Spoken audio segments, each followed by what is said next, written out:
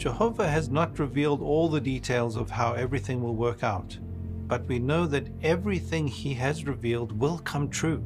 This includes details outlining how world events would unfold in the time of the end, before mankind would experience permanent peace. Remember, Daniel's prophecy indicated that there would be only one dominant world power in place at the time of the end. By World War I, the power represented by the feat of iron and clay had emerged. During that war, Britain and America forged a partnership that continued through the Second World War. This means a special relationship between the British Commonwealth and Empire and the United States of America. Neither the sure prevention of war nor the continuous rise of world organization will be gained without what I have called the fraternal association of the English-speaking people.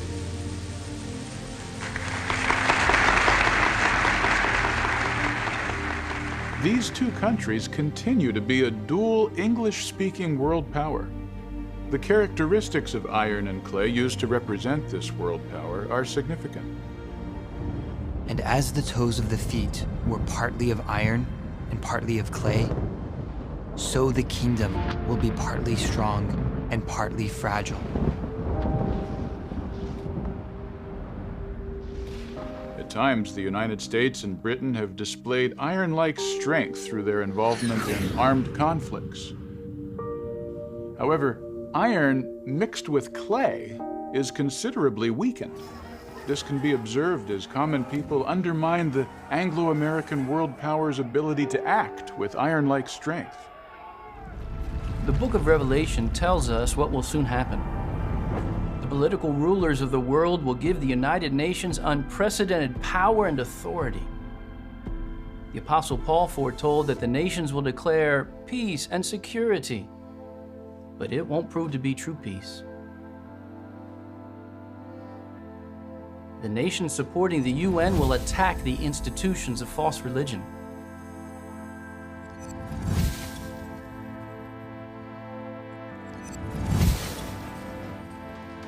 Then a coalition of Earth's governments that the prophet Ezekiel calls Gog of the land of Magog will attack God's people.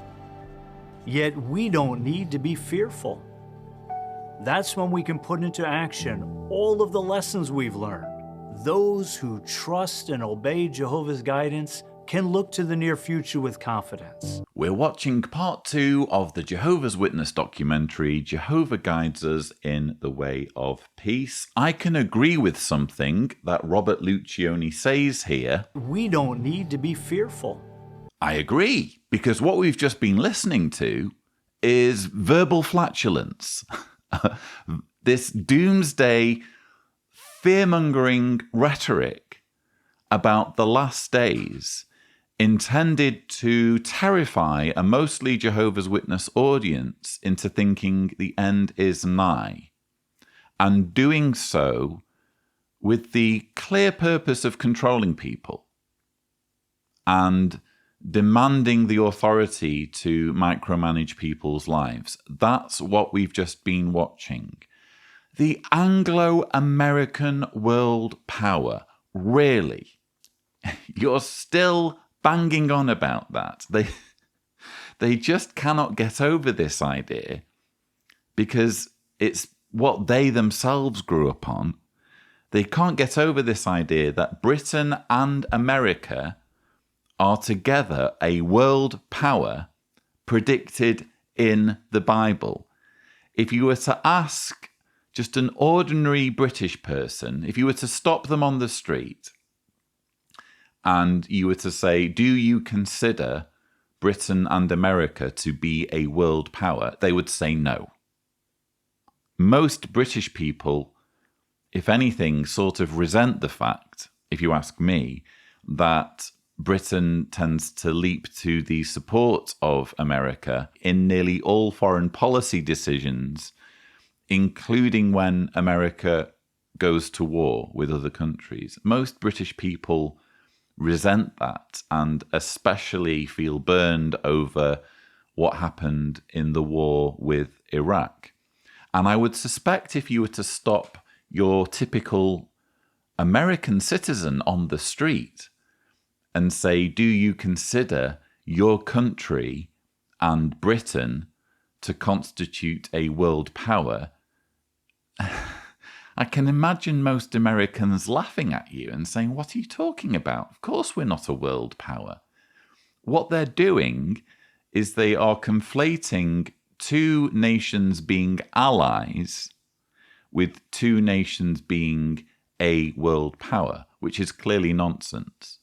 You know, going as far back in human history as you care to, nations and empires have been allies with each other. There's nothing new about that.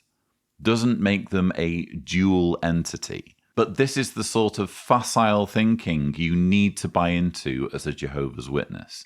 This is the sort of sweeping statement that you're supposed to just swallow up and go along with.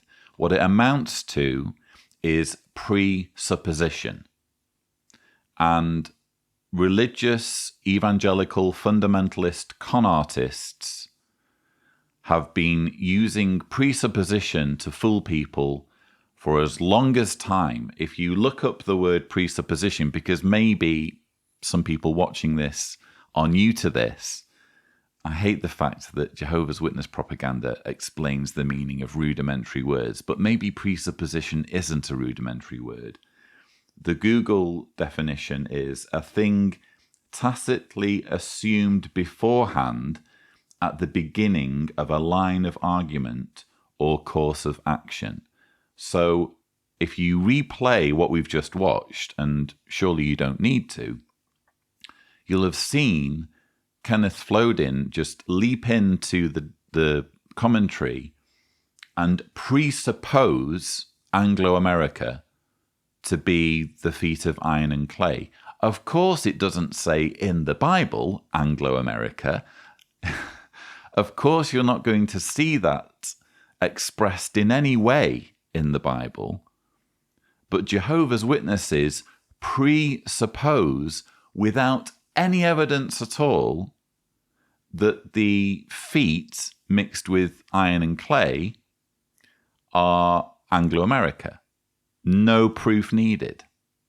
No logical reasoning required. You just have to suppose this to be fact without any evidence and just allow the likes of Flodin, Lucioni, Numer, Myers, whichever other governing body helper is posing as a subject matter expert, you just have to take their word for it. And I'm sorry, that's just not how things work. This is one of many examples of why this fake documentary will not be taken seriously by people who possess basic critical thinking skills. And I hope you noticed what Leonard Myers said there about the United Nations. The nations supporting the UN will attack the institutions of false religion. This is anti-United Nations rhetoric that is, again, just being regurgitated from previous generations of Watchtower Jehovah's Witness leaders. The governing body helpers grew up on this idea that the United Nations is part of Satan's apparatus for controlling the world. It is an abomination that has been set up as kind of a surrogate for God's kingdom. It's designed to fool people into thinking that political leaders can solve the world's problems, can bring about peace and security. So it's been a part of Jehovah's Witness theology for as long as I can remember that the United Nations is evil. And here they describe the United Nations as attacking false religion. And of course, what they mean by false religion is any religion that's not Jehovah's Witnesses. They crave the time when places of worship that aren't kingdom halls and aren't Jehovah's Witness facilities will be destroyed. They really look forward to seeing the competition being wiped out in this way. and they expect the United Nations to be behind it. But there's a huge plot hole here that you could drive a bus through, namely the fact that the United Nations is all about religious freedom. And all you need to do to confirm this, if you're one of Jehovah's Witnesses, is go on jw.org. Go to the news section. Here's just one example from 2016, February 9th. Look at the title. UN Human Rights Committee urges South Korea to recognize conscientious objection. The UN is weighing in favor of Jehovah's Witnesses, in this case in South Korea. After a detailed review of South Korea's human rights record, the UN Human Rights Committee adopted its concluding observations on November 3rd, 2015. The committee acknowledged positive steps that South Korea has taken on behalf of human rights, but specifically noted its failure to implement the committee's previous decisions on conscientious objection to military service. And if we just scroll down, it says the report of the UN Human Rights Committee urged the government to immediately release all conscientious objectors imprisoned for refusing military service, clear conscientious objectors of a criminal record, provide them with adequate compensation, and ensure that it does not publicly disclose their personal information, and legally recognize conscientious objection to military service and provide conscientious objectors the opportunity to perform alternative civilian service. The United Nations is here lauded on the Jehovah's Witness website for riding to the rescue of Jehovah's Witnesses. And yet, from the other side of their mouths, this organization spews this anti-UN rhetoric, claiming that one day the United Nations will be anti-religious freedom and anti-freedom of conscience.